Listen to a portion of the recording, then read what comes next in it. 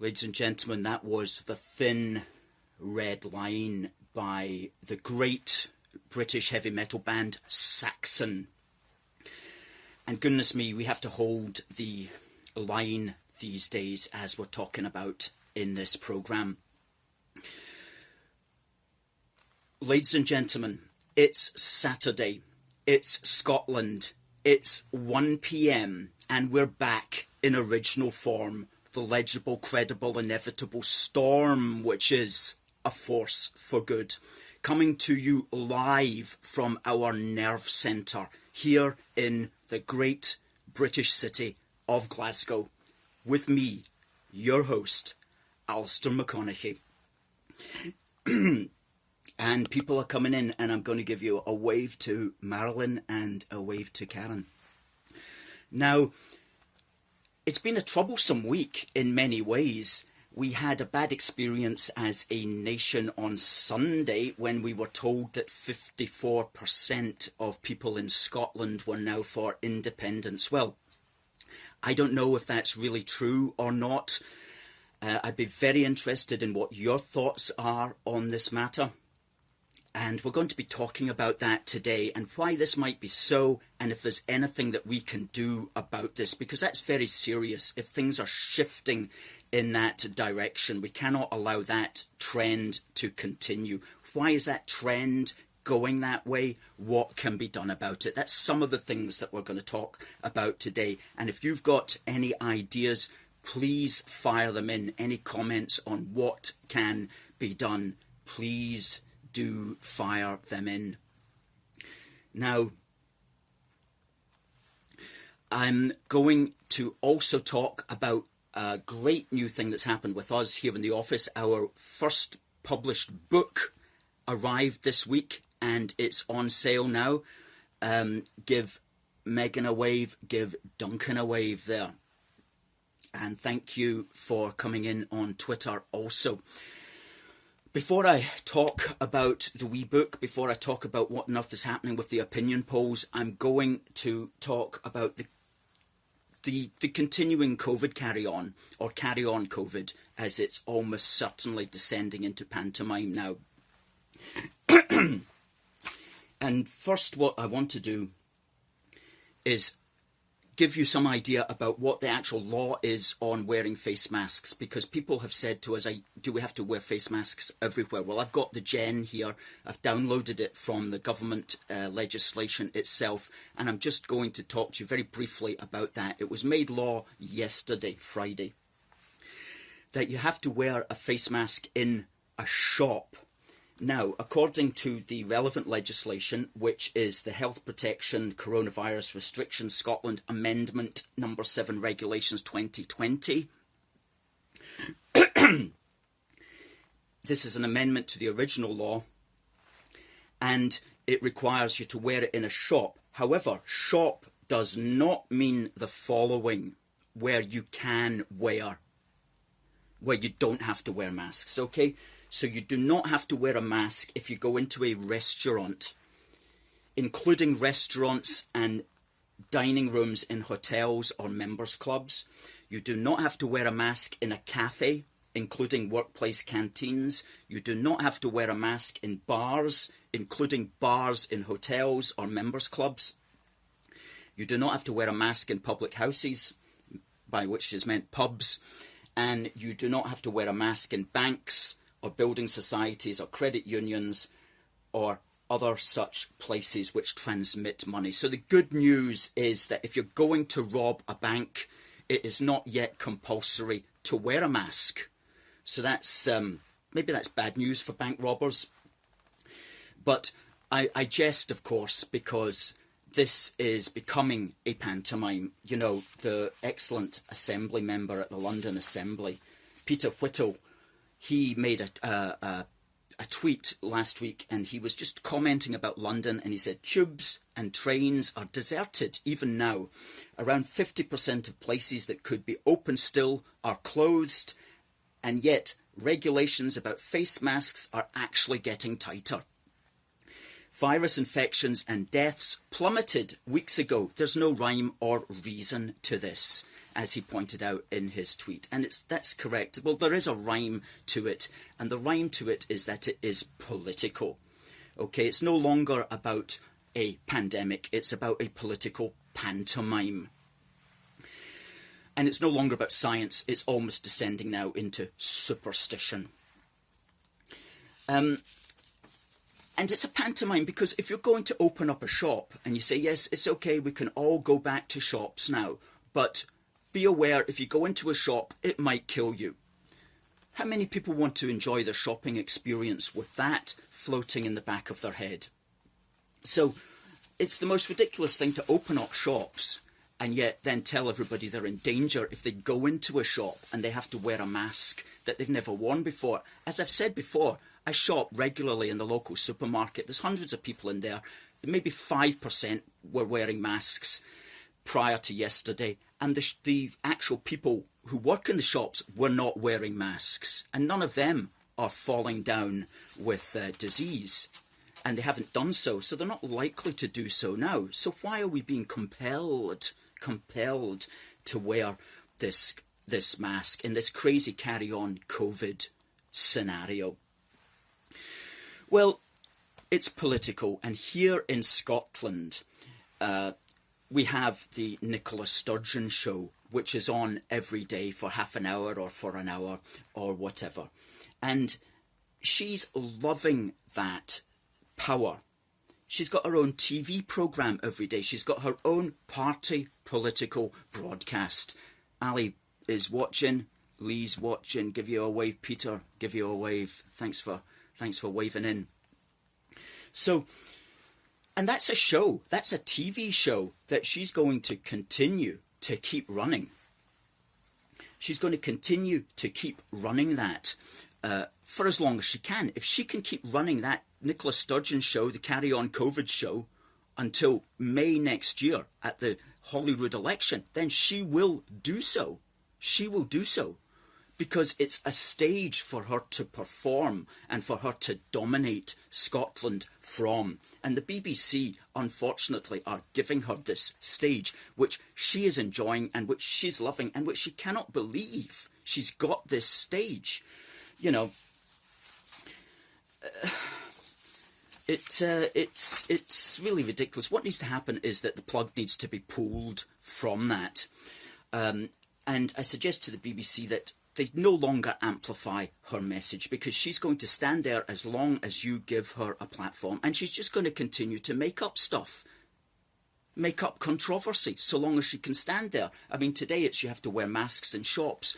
Next week it will be, if we're going that way into town, we have to walk on that side of the pavement. If we're going that way, everybody has to walk on that side of the pavement. And then it will be, actually, could you walk backwards? Because if you walk backwards when somebody is coming, then the COVID particles won't go into your face, they'll just go into the back of your hair. And Imperial College London has told us that, in fact, COVID in your hair is not as dangerous as COVID in your face. You know, and people go, oh, okay, we'll do that, we'll walk backwards. We'll walk on this side of the street. I mean, it's just breeding. It's breeding fear. And you know what? I've said before, I feel sorry for the little children, right? Because when I was growing up, it was like, oh, brilliant, summer holidays, switch on the telly, cartoons, followed by Noel Edmonds' Swap Shop or something like that. I mean, what do little kids do today? They switch on the telly, it's Nicola Sturgeon. They're like, Mummy, make it go away. Make it go away. You know, you get a bit older. You switch on the telly, you're expecting Frank Boff's Grandstand with Racing from Leinster. What do you get? The Nicola Sturgeon show. Or maybe you're one of these guys that used to watch Dickie Davis's World of Sport and you like watching the wrestling from Wolverhampton. What do you get? The Nicola Sturgeon show. It's like, for crying out loud. You know, it's gone too far. It's gone too far, and it's gone beyond a joke. And it needs to stop. And who can make it stop? Our politicians can make it stop by saying, look, let's just forget this now. Let's just move on from this political pantomime. Because it's becoming now about domination. Of course, if you're a Scottish nationalist, if you're one of these Scottish nationalists, you love it. You love it because it's like, look at all the people in Scotland doing the same thing and dressing the same way. Isn't that wonderful? You know, you're really into that if you're a Scottish nationalist. But if you're like a free-thinking individual, which is what most unionists are, then you don't like that at all, and you don't like being told what you can and cannot do. So it's very, very serious. It's very, very serious, and it has serious implications for the future, because it means that we are being trained, mentally trained, to go along with things that we're being told to do, that really impact our lives in a big way. Tommy, give you a wave there. Somebody's just ordered the wee book. Thank you for that. We're going to talk about the wee book in a minute. It's been selling massively since we advertised it last night. I can't believe how many copies we've sold. Karen is watching. Thank you, Karen. Yeah, so, and you know what? Some of you might notice my shirt and you're like, what's that about? Well, does anybody know the significance of this shirt and why I'm wearing it today to talk to you about mask wearing? If you understand the significance of this t-shirt, fire that in, okay? And we will send one of our badges to the first person who comes in who understands the significance of this t-shirt to what I'm talking about today with the COVID thing. I'll explain it in a few minutes. So, absolutely, the plug needs to be pulled on the Nicola Sturgeon show, on the Carry On COVID show.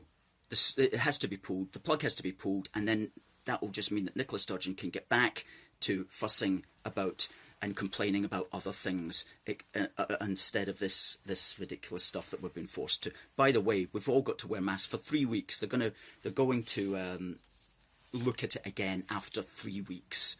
And they'll decide whether or not we have to wear masks, or, as I said last week, whether or not we also have to wear our pants on top of our trousers, whether we have to walk backwards down the street when somebody's coming. No doubt all these things will be told about in future, and I do hope I'm not giving them ideas, because believe me, they will action some of these if they thought they could get away with it. And that's what politicians do. They do what they can get away with.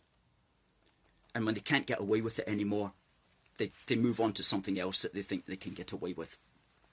And here, Nicola Sturgeon wants to keep this carry-on COVID thing going until next May, because it gives her a perfect platform to stand there as Mother Sturgeon in front of the country, preaching and dominating Scotland in her way, and complaining about the centre, complaining about the British government not doing enough. So it's a perfect opportunity, and she doesn't get any politicians opposing her on that platform. It wouldn't be so bad if she stood there and you had somebody like myself or others just saying, no, you're wrong, we're going to change it, that's rubbish, etc., etc. No, she just stands there, like, and everybody just listens to her, genuflects to her. It's really, really disturbing stuff that's going on at the moment. Anyway, there's a lot of positive stuff going on as well, so don't be too worried. Okay. I'm going to explain the purpose of why I'm wearing this shirt today, and nobody seems to have yet got the point of it. But I actually think that this should become the new symbol of the COVID Non-Conformists. Do you remember the film Close Encounters of the Third Kind, which came out in 1977? It was quite a mystical film. And it was an exciting film. And if you're going to watch it, don't bother watching the director's cut. That just goes on too long, and there's lots of boring bits in it. Just watch the normal film that came out in the cinemas, and it's really well edited, and it's really exciting. Anyway, it tells the story of Roy Neary, who was played by Richard Dreyfuss. And he was kept getting visions, strange mystical visions of a strange shape that he couldn't figure out. And then one day on the television, he heard that there had been a train wreck that had spilled toxic gas at this place, Devil's Tower in Wyoming. And he recognised that as the vision that he had seen in his mind. And he had to get there. But when he got there, the military had sealed it all off, and you couldn't get in unless you were wearing a mask. But he knew he was being played by this. And there's a classic scene where he and others who had also had this mystical vision were sitting in the back of an army van. They'd been rounded up and they were wearing their masks, and he knew there's something not right here, so he took his mask off. And he took an intake of breath and he realised that everything was fine. And as he shouted out, he goes, "There's nothing wrong with the air. There's nothing wrong with the air." And he prevailed upon other people that were in the back of the van to take their masks off, join him and make a run for it. And they all ran up to this mountain, not knowing what was going to be there when they got there. And of course, as you will know, the rest of the story was that they climbed up to the top of the mountain, and at the top, the US government had set up a landing zone for the space aliens. So I was very excited back in 1977. That was like amazing stuff. Anyway, I was quite taken by that film, and I visited the USA in 1988. I was part of something called the British University's North American Club, where they would, and I did it twice actually, 2 years, and you would work on boys' camps, and I was cutting the grass, and then after you'd worked there for 8 or 10 weeks, you had some pocket money and you travelled the USA, and that was back in 1988, and somehow I managed, I think I got to Denver somehow, and then from Denver I got somewhere else, and then I hired a car and I actually went to Devil's Tower.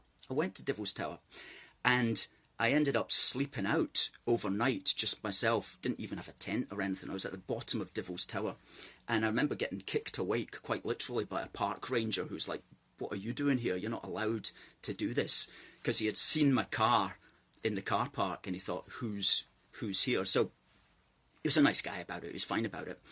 But I wasn't going to argue with this guy packing this massive, great revolver on his hip. Anyway, I went down and there's a wee shop at the bottom of it, and I bought this t-shirt, Devil's Tower, Wyoming. And the amazing thing is I can still fit into it 32 years later.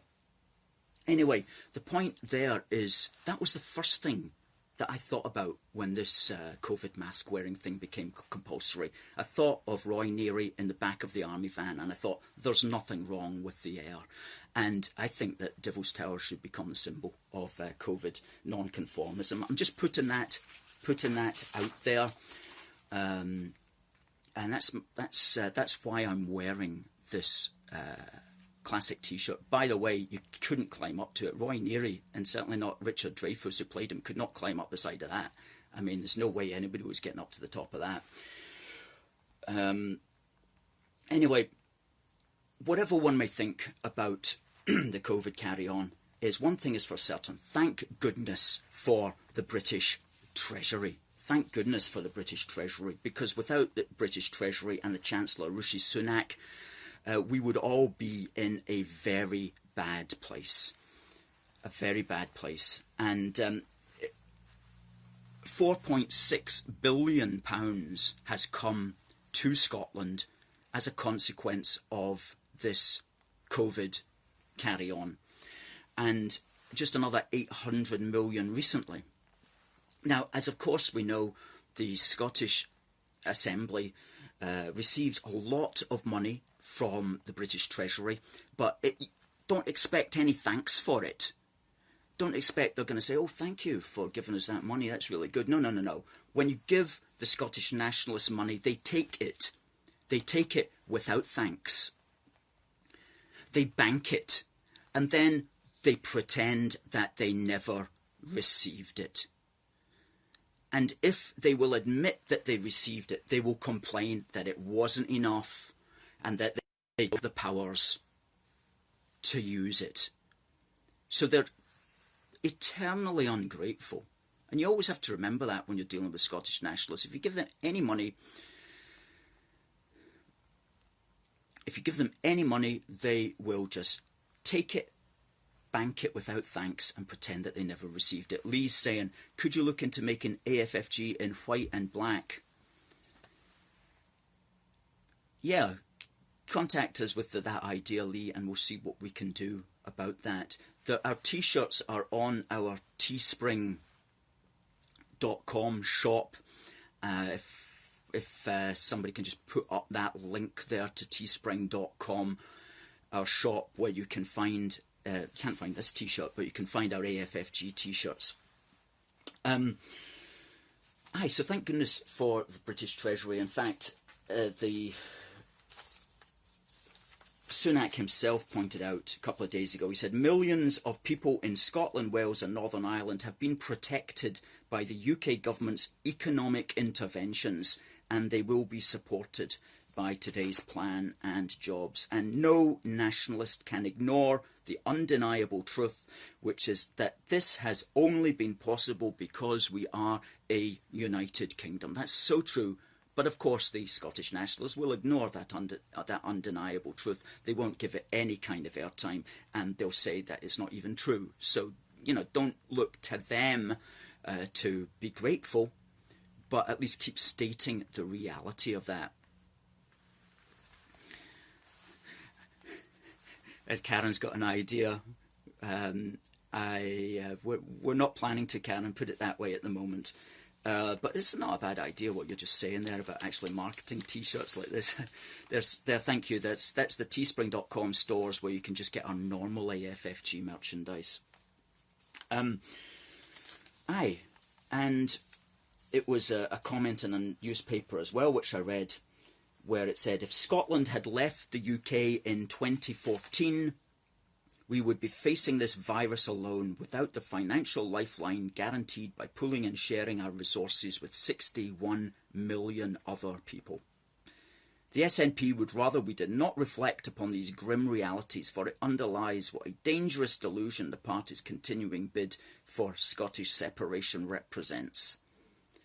The nationalists try to portray the Union as something that holds Scotland back, but the past few months have vividly captured the truth. I like this bit. The Union is the best insurance policy ever devised. That's a good phrase. The Union is the best insurance policy ever devised. We're going to remember that one, and we're going to repeat that one, and we're going to keep putting that into public consciousness. The Union is the best insurance policy ever devised. And goodness me, we know that. If you're self-employed, most of us anyway, if we're self-employed, we've been able to get furloughed, which is amazing, really, when you think about it. There's also been a lot of help to a lot of other people. And our advice to the British government is this money is best coming into Scotland when it's spent directly over the heads of the Scottish nationalists. For example, if you're self-employed, and I can't speak for everybody, but for most people who are self-employed, you go onto HMRC, Her Majesty's Revenue and Customs website, you fill in your details, and bang, Her Majesty's Revenue and Customs, HMRC, tax people will pay you directly into your bank account. You don't need to go to Nicola Sturgeon. You don't need any kind of Holyrood office to mediate that. They want to mediate it, which means they want to mess it up. No, you just get the money spent straight to you from the British Treasury. British Treasury into your bank account. That's the way you do it. Don't let the SNP get their hands on it at all. And that stands for when you're following self-employed people, but it also stands for when you're spending money into Scotland. And this is going to have to happen as we're going into building up infrastructure and trying to get the economy going again. The best way is to find ways of spending money directly from the British government into the bank accounts of companies and people in Scotland, rather than putting it to the Scottish Parliament, who will just misspend it, spend it on their pet projects, spend it on people who only agree with them. They will totally mess it up. So our advice to the British government as we go into this new era post-COVID is spend money directly into Scotland. Don't put it anywhere near the Scottish nationalists in Holyrood, because they will not thank you for it. They will take it without thanks. They will bank it. They'll pretend that they never received it. And if you give it to them, they'll make up excuses that they can't find it anymore, or it wasn't enough, or it never happened, or they don't have the powers to use it, or they'll find some way of being ungrateful for showing that they have no gratitude at all. That's what they have to do. That they have to do that if they are to promote the cause of separation. They have to be eternally ungrateful, because it is only through being eternally ungrateful that they can push the cause of separation. So spend money directly into Scotland. Don't let it go anywhere near the Scottish nationalists. Don't let it go anywhere near them, because they will be eternally ungrateful for it. And if you waste British taxpayers' money and give it to Holyrood, believe me, I've told you, you're wasting it. And you deserve all the brickbats and all the attacks that will come to you from Holyrood, and all the ungratefulness, because that's all you will get from them. You have to give it, you have to find ways of doing it through directly into people's bank accounts, as HMRC does so well, or via the Scottish office, which you're going to have to build up again. Okay, you're going to have to build up the Scottish office, which is the British Parliament in Scotland. It used to have a massive building, which is now run by Nicola, but it used to have that massive building in Waterloo Place in Edinburgh. And now it's reduced to just a few cupboards in a corner in Melville Street in Edinburgh. So you have to build up the Scottish office again to make it, to put it in its proper place, which is as the British Parliament in Scotland. And through the Scottish office, you will then put money safely and securely into Scotland, without being bothered by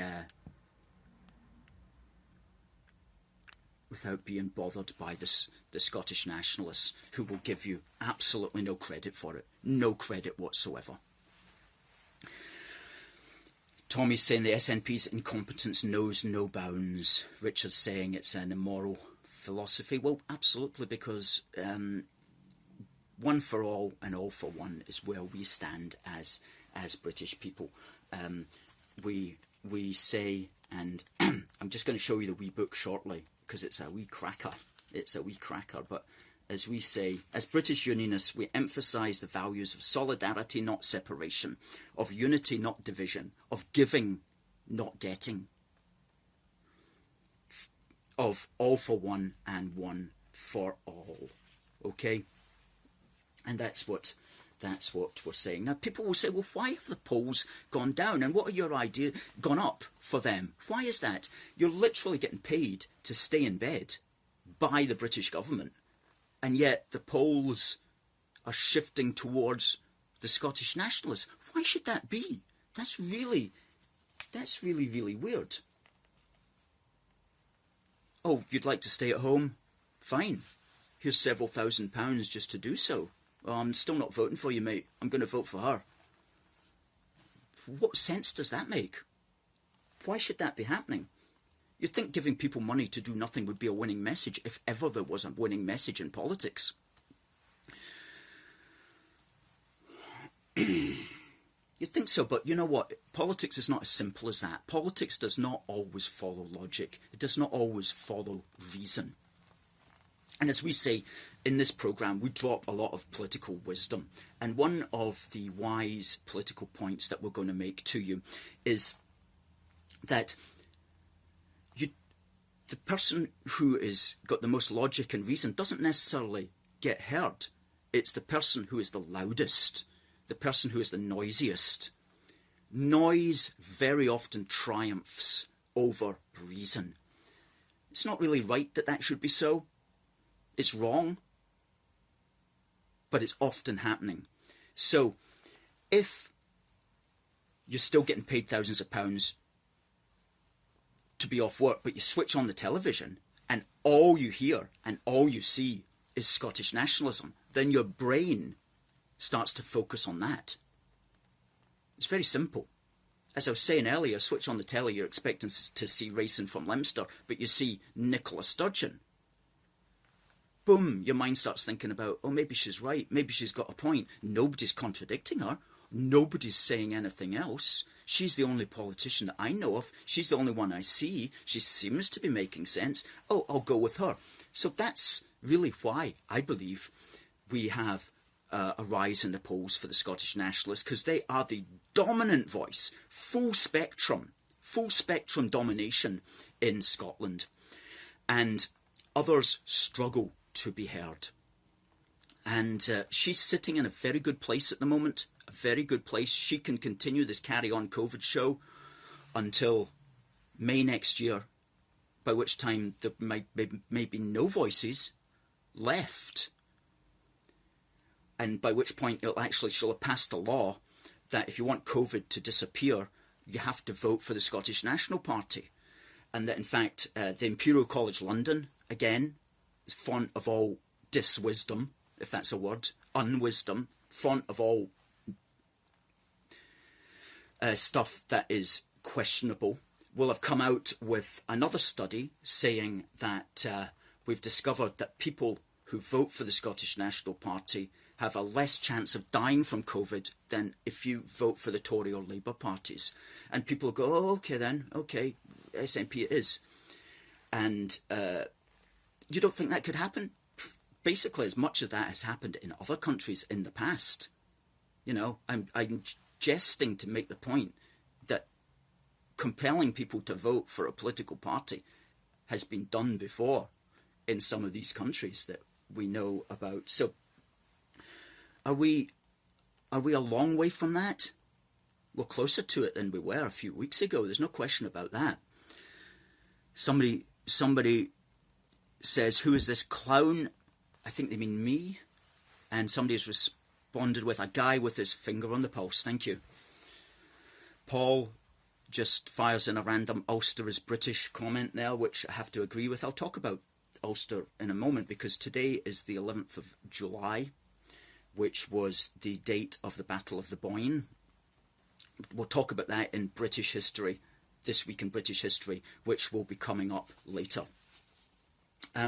So why have the polls gone towards Sturgeon? Is because Sturgeon is got full spectrum dominance of the political reality and the media at the moment. And if you want to hear common sense, you have to come to people like A Force for Good and to other people on YouTube. And I recommend that you check out Peter Whittle and everything that he does. He's a really good thinker. I recommend that you check out Neil Oliver, who's regularly now on talk radio.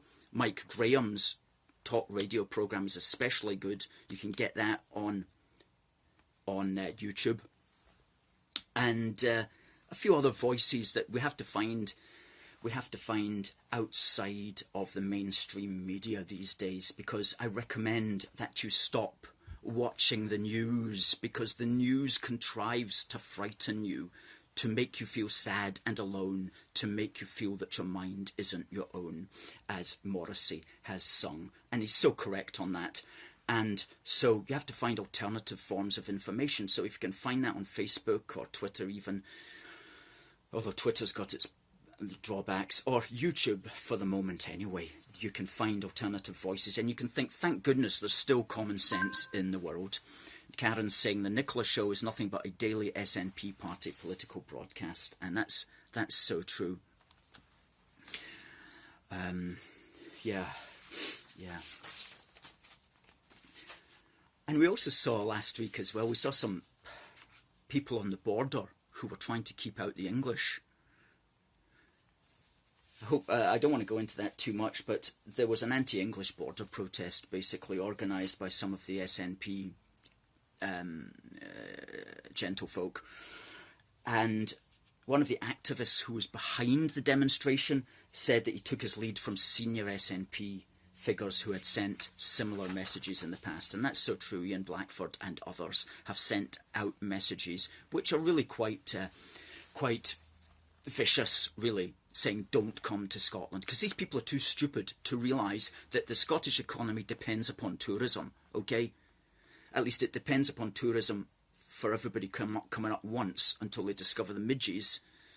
But it depends a lot on tourism. And if you don't have Scottish tourism from the rest of the United Kingdom, then everything above the Fourth Clyde line is going to suffer very badly. So we need tourism in Scotland to keep this economy going. But the SNP are too stupid to even understand that. So they'll put out messages which essentially frighten away the people that we need to keep our economy going. And you know, yesterday, the 10th of July, was the day in 138 AD when Hadrian died. Now, Hadrian built this wall across It lies within England, and he built that wall across there. And if the SNP could, they would rebuild it, metaphorically speaking. And they're already rebuilding Hadrian's Wall in the minds of some people who are looking on and thinking, goodness me, what a shower of numpties are run in Scotland at the moment. And you know what? Why haven't the BLM people taken down Hadrian's Wall? Because Hadrian must have been like a slave owner, or I don't know. I'm sure he was complicit in some way with slavery. So surely you should be taking down Hadrian's Wall. Again, I don't want to give these people ideas. I don't want to give them ideas because they're silly enough to action it. Richard says, British comedy gold from the fringes of the SNP. True enough. Someone says, try stopping me from coming up to the land of my father to visit my family and friends. Never. Quite well said. Just come up anytime you want, you know. Come up anytime you want. Robert says something about that. Freedom for Britain. Absolutely. I agree with you, Robert. I'll just ignore the rest of his message. So, here's what I want to talk about now. Oh my goodness me. Our wee book for the Union. Amazing day in British Unionist history when yesterday we received and we made open for sale our wee book for the Union. Our wee book for the Union. Now the words will be reversed if you're looking on Facebook, but if you're looking on Twitter, they should be the correct way up. Now this is a perfect bound 56-page pocketbook. So this can fit in your back pocket. The size is called A6. And as you will see, we're basing that upon the Keep Calm and Carry On classic poster with our trademark red, postbox red colour. And in this is 56 pages of wisdom. Now, we've done it in such a way that half of it is pictures. So every page has 2 pictures. Every 2 pages is 2 pics. And about half of the pictures are AFFG pictures, full colour, and the other half are ones for which we have got full copyright authority to use. And it's divided into 4 parts. The past, how we came together. The present, benefits of the UK today. The debate, exposing the indie myths. And the future, making a better Britain. And if we can put up the link to that, you can get it in our shop on our website. And it's £5, including postage. And we'll get that straight off to you. And we sold we sold a lot last night after we started advertising it. So this is the first print run, and I'm thinking we're probably going to run out of the first print run by the end of this week. The rate at which it is selling. So there's been nothing like it before. Now, if you're looking for a wee book that talks about statistics and prices and numbers and so on, you're not going to find it here. We don't. That's not our style. There are people who are much better at doing that, and these statistics change every day anyway. What you'll find in here is a story about the United Kingdom and how it has come about since the dawn of time, since 5,000 years ago at least. And we make reference to that, how our social and cultural unions came about in the midst of time. To read from Ancient Roots of Union. In his BBC series Britain's Ancient Capital, archaeologist Neil Oliver stated Orkney was, quote, the origin of the first united culture of Britain, thousands of years before the United Kingdom came into being, close quote. The Ness of Brodgar, settled some 5,000 years ago, was, quote, the beating heart, the beginning, the capital, the wellspring of Britain's very first common culture.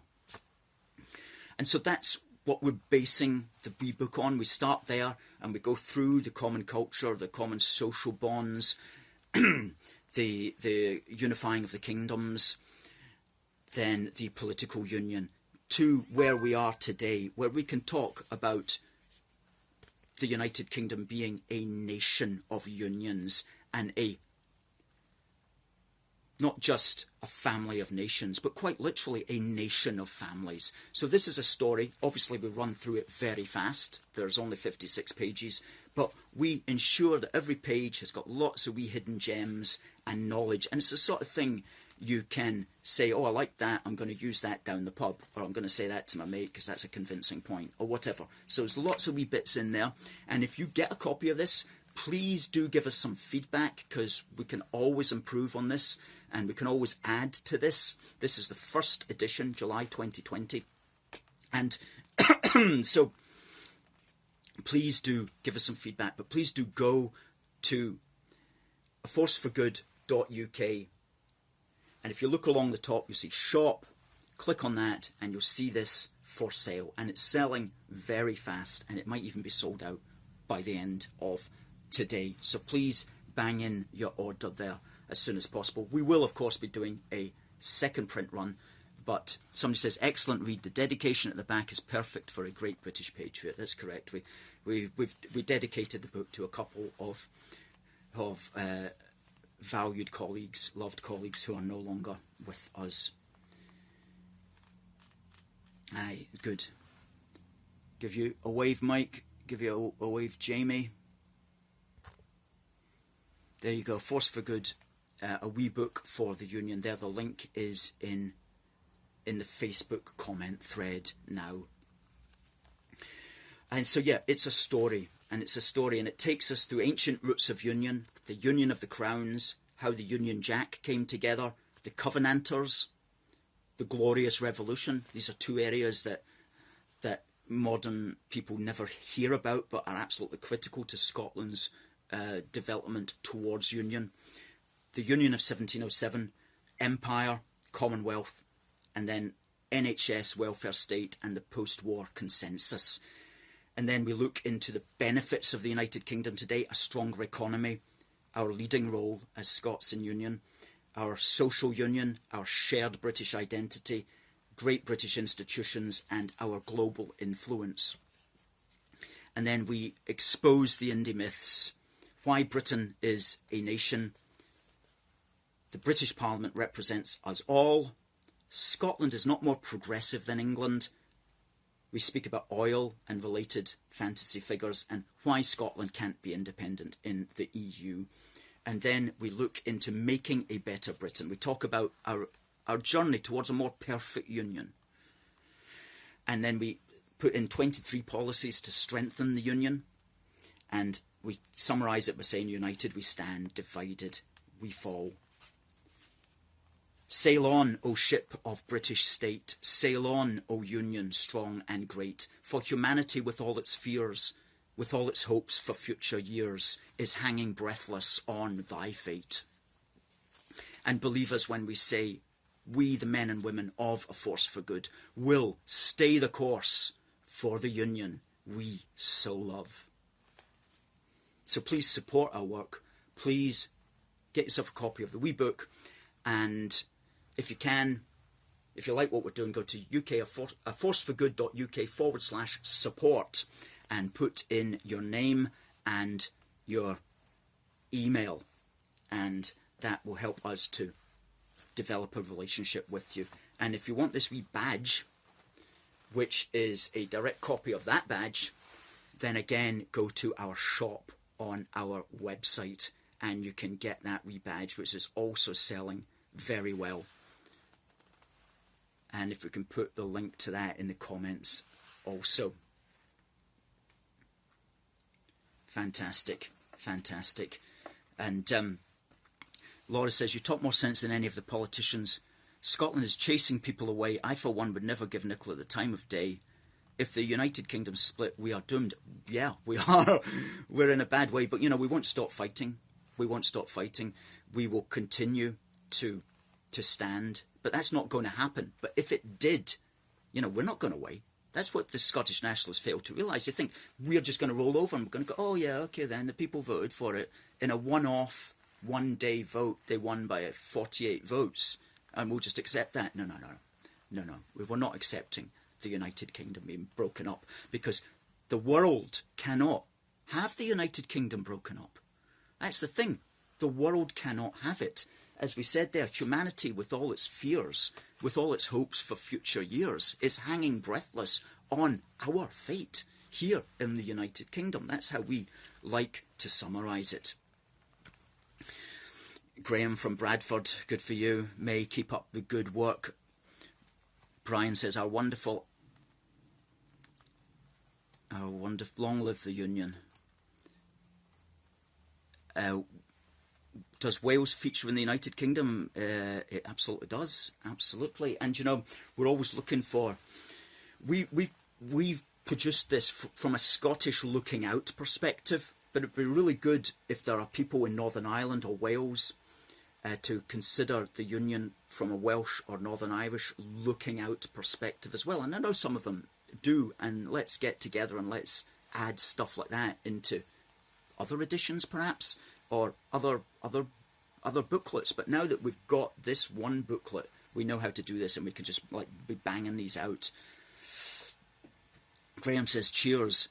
Somebody there says, we need to redevelop industrial power. That's so true. That's so true. This infrastructure, the Boris New Deal, so-called, it really needs to develop manufacturing, especially the kind of manufacturing which Britain is good at, so that it can create quality jobs and it can create wealth that will come in, and that will help to pay off the debt which is going to accumulate. So only through building up infrastructure and building up manufacturing can we build up the wealth again. Otherwise, growth is only being sustained at the moment via the importation of people. And we're going to speak about that. We're actually working on an article in infrastructure at the moment where we're going to show how for the last 20 years or so the United Kingdom has based its policy simply on importing people in order to create growth in the economy, which is a false way of doing it. We have to create genuine physical wealth in our country, which we can do under the right leadership. Give Marie a wave there. Fantastic. Fantastic. Yeah. I said something last week which wasn't quite correct. It was correct, but it wasn't fully correct, and I'm just going to correct it right now. I said last week that Britain's first non-white MP had been elected in 1892. That was not quite correct. That was the first Asian MP in 1892. I looked further into it, and in fact the first non-white was elected in 1832, and his name was John Stuart. He was half white actually, and but he's considered the first black MP in the United Kingdom. His name was John Stuart, and guess what? Okay, the first black MP in the United Kingdom owned slaves. Okay. He owned at least 3 slave plantations. And he owned plantations in Grenada and in Demerara, of sugar fame, in British Guiana, and also in Antigua on the South American coastal areas. So, and he served in Parliament for between 1832 to 1847, so 15 years in Parliament, the first non-white. So it was even earlier than I had said last week. And talking about this week in British history, today is the 11th of July, which is actually the day that the Battle of the Boyne was fought, which is a huge battle, of course, which is commemorated mainly in Northern Ireland and the central belt of Scotland. And it was a decisive battle which, to a large extent, changed the course of British history. It wasn't the last battle to be fought in the Glorious Revolution, but it was a major one. And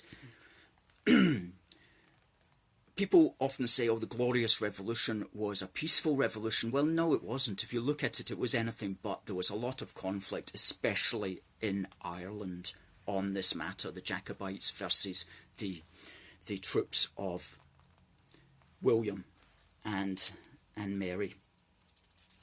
Now, some people will say, oh, I thought it was the 12th of July was the Battle of the Boyne. Well, here's an interesting point. The Battle of the Boyne was actually fought on the 1st of July, 1690. If you use the old-style calendar, which was called the Julian calendar, if you use the Gregorian calendar, which it changed to, it was the 11th of July. And on the 12th of July, old style, in 1691, was the Battle of Aughrim. Aughrim. And that was the focus. The Battle of Aughrim was the focus of British Loyalist celebrations in Ireland on the 12th of July, up until the beginning of the 1800s, shortly after the calendar had changed. And thereafter it was superseded in the public consciousness by the Battle of the Boyne, whenever you commemorated the 12th. But, so interesting kind of date thing going on. The changes of history from Julian to Gregorian calendars can really be quite infuriating. But we will explain that in a post that we'll make tomorrow for the Battle of Aughrim on the 12th of July. But the constitutional consequences of the Glorious Revolution, of course, were massive. And it was essentially the Williamite Protestants became victorious over the Catholic forces of James VII. And this helped to secure a new constitutional relationship throughout the British Isles, which was written down in the Bill of Rights in England and in Scotland in something called the Claim of Right. And these are recognised as representing the basis of our modern day civil and religious liberties. And it was furthermore the determination to maintain the Protestant succession which helped to lead to the 1707 Union of Parliaments, where the Scots were very keen to ensure a Protestant successor for the throne of Great Britain. And without these decisive battles won back in that period, the consequences, which are still felt today, of course, in certain parts of Ireland, it's unlikely that the Parliamentary Union would have happened in 1707, because Great Britain would have been too riven with religious strife. The Scottish Protestants would not have accepted James VII, and they would have looked on England as essentially a Catholic country, and they would not have come together. But it was only because of the William and Mary Glorious Revolution that Scotland could come together with a Protestant England. And so that's a fascinating period, and we don't hear much about that these days because, of course, it's also slightly controversial because of its religious connotations, but it's absolutely crucial to understanding our union today, and we do speak about that here. We do speak about that here in the Covenanters and the Glorious Revolution, and that's a picture of Charles II, who was King of Great Britain. You know, they say, oh, Britain was a republic. Well, technically not really, because the Scots announced that Charles II would be King of all Great Britain shortly after Charles I got his head cut off. And that statue stands in Parliament Square in Edinburgh. And that's the mural of William and Mary on the painted hall ceiling of the Royal Naval College, which you can no doubt get to see once it opens up again. So what else on this day? This week, 13th of July, was Live Aid. 72,000 people there. If you want to know what 72,000 people looks like, all under one banner, Scottish nationalists, have a look at the footage from that day. That was 72,000 people, okay? Doesn't come close to your rallies. And that was opened by the regimental band of the Coldstream Guards, playing God Save the Queen, which was immediately followed by Status Quo playing Rocking All Over the World. So musically, it would be very difficult to top that in my humble opinion. The 15th of July, coming up this week, is when Napoleon surrendered and Pax Britannica began. Pax Britannica is Latin for British peace, and he surrendered on a boat down in the English Channel on 15th of July 1815. And for the next 100 years, Britain essentially policed the world and kept it in as good order as we possibly could, until the peace was, of course, shattered by the beginning of the Great War. On the 17th of July in 1845, Charles Grey, the reforming Prime Minister, he died. He is especially known for the Reform Acts, which extended the franchise to many more people throughout the United Kingdom, in England and Wales, in Scotland and in Ireland as well. And he is a massive statue at the top of, in the centre of Newcastle, that great pillar that's at the top of the street in in Newcastle. That's Charles Grey at the top of that. He's also famous for having a tea named after him, Earl Grey tea. And he also is the Prime Minister who oversaw the Slavery Abolition Act in 1833. So that was the act which abolished the practice of slavery in the United Kingdom. And is that going to be enough to get him off the hate list of everybody who hates people who have got statues? No. Well, he actually abolished slavery, mate. Oh yeah, he's still complicit. I don't have time to go into that foolishness. So, ladies and gentlemen, do give us a wee buy this book. It's probably going to be sold out by this evening, and I'm not joking when I say that. So get in there straight away. Go to aforceforgood.uk and click on shop and get your wee book. It's only a £5. It's only a £5, and you will have a piece of history. A piece of history. Also go to aforceforgood.uk/support and put in your name and email address, and you'll be able to stay in touch with us. Thanks for your comments, Lee. Yeah, they've been much appreciated. I've been noticing them. I haven't been able to read them all out. But he's saying the SNP don't want to accept the Act of Unification. They think it never happened. Absolutely. They think we were forced into it. Not at all. That's their narrative. That's their story. But it's complete nonsense. And they have to make up stuff. You know, as we said here when we spoke about Scotland being is not more progressive than England. They cannot claim that our culture or identity is that our Scottish culture is under threat. Instead, they claim that our values are so different to people in England that separation is the only way to protect them. And so they'll try to pretend that Scotland is more progressive than England, but that's simply not borne out by the facts, as we point out here.